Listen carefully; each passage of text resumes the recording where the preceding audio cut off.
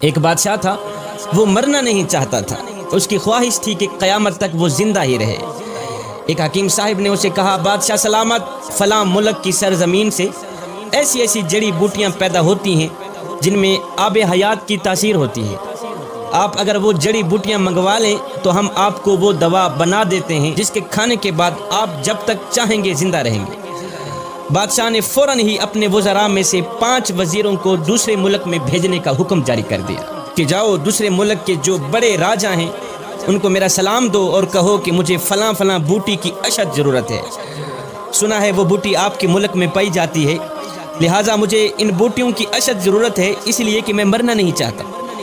خیر 5 وزیر دوسرے ملک میں پہنچے، راجہ صاحب کو سلام دیا، پیغام سنایا۔ جیسے ہی راجہ صاحب نے سنا کہ بادشاہ مرنا نہیں چاہتا تو راجہ صاحب نے کہہ لگانی شروع کر دی، ہنسنا شروع کر دیا۔ ہنسنے کے بعد راجہ صاحب نے فوراً ہی سپاہی بلوائے، ان سب کو گرفتار کرا دیا۔ ان 5 وزیروں کو گرفتار کرا دیا۔ گرفتاری کے بعد راجہ صاحب نے حکم جاری کر دیا کہ ان سب کو لے جاؤ فلاں پہاڑ کے نیچے ایک خیمے کے اندر بند کر کے۔ فلاں پہاڑ کے نیچے ایک خیمہ ہے، بند خیمہ، ان 5 وزیروں کو لے جاؤ، اس خیمے کے اندر بند کر کے واپس چلے آؤ۔ اور ہاں ساتھ میں ان 5 وزیروں کو یہ بھی کہہ دینا کہ جب تک یہ پہاڑ 2 ٹکڑے نہیں ہوتا تم آزاد نہیں ہو۔ جس پہاڑ کے نیچے تم پڑے ہو، جب تک یہ پہاڑ 2 ٹکڑے نہیں ہوتا تم آزاد نہیں ہوتے۔ سپاہی ان 5 وزیروں کو لے گئے، پہاڑ کے نیچے خیمے کے اندر بند کر کے واپس چلے آئے۔ اب ان 5 وزیروں کو چاروں طرف موت کے آثار نظر آنے لگے، کھانے پینے کو کچھ نہیں تھا۔ مشکل کی اس گھڑی میں اللہ کے سوا ان کا اور کوئی حامی و ناصر نہیں تھا۔ اب انہوں نے کیا کیا، زمین پر سجدہ ریز ہو گئے، رو رو کر گڑ گڑا کر دعائیں کرنے لگے کہ یا باری تعالیٰ ہم پہ رحم فرما، پہاڑ کے 2 ٹکڑے کر دے تاکہ ہم موت سے بچ جائیں، ہم آزاد ہو جائیں۔ اللہ اکبر۔ سارا دن ساری رات روتے ہی رہے۔ ان کے دن رات رونے کے بعد میرے اللہ کی رحمت جوش میں آئی، میرے اللہ نے ان پر رحم فرمایا، ان کی دعا قبول ہوئی۔ ایک دم زمین ہلنے لگی، زلزلہ آیا، پہاڑ جڑوں سے ہلنے لگا اور پہاڑ کے 2 ٹکڑے ہو گئے۔ اللہ اکبر۔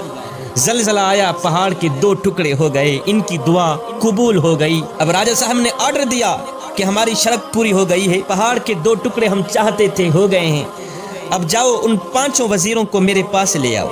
سپاہی گئے، لے آئے۔ جب وہ سامنے آئے تو راجہ صاحب نے کہا، بھائی اب تم واپس اپنے ملک میں جاؤ، اپنے بادشاہ کو یہ سارا واقعہ سنانا، جو کچھ آپ لوگوں کے ساتھ ہوا ہے یہ ساری کہانی اپنے بادشاہ کے آگے پیش کر دینا، آخر میں بادشاہ کو میرا ایک پیغام بھی سنا دینا۔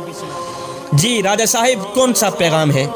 راجہ صاحب نے کہا کہ اپنے بادشاہ کو کہنا کہ بادشاہ 5 لوگوں کی بد دعا جس طرح پہاڑ کو ریزہ ریزہ کر سکتی ہے، 5 لوگوں کی بد دعا جس طرح پہاڑ کو ریزہ ریزہ کر سکتی ہے، بالکل اسی طرح 5 کروڑ عوام کی بد دعائیں بھی بادشاہ کی زندگی مٹی میں ملا سکتی۔ 5 لوگوں کی بد دعا جس طرح پہاڑ کو ریزہ ریزہ کر سکتی ہے، بالکل اسی طرح 5 کروڑ عوام کی بد دعائیں بھی بادشاہ کی زندگی اور اقتدار مٹی میں ملا سکتی ہے۔ اپنے بادشاہ کو کہنا کہ بادشاہ اگر تم اپنی لمبی زندگی اور لمبا اقتدار چاہتے ہو تو ہر گھڑی ہر لمحے غریب عوام کی بد دعائیں سے بچنا، غریب عوام کی بد دعا سے بچنا۔ جب تم غریب عوام کی بد دعا سے بچ گئے پھر تمہیں کسی بوٹی دوا کی ضرورت نہیں رہے گی، قیامت تک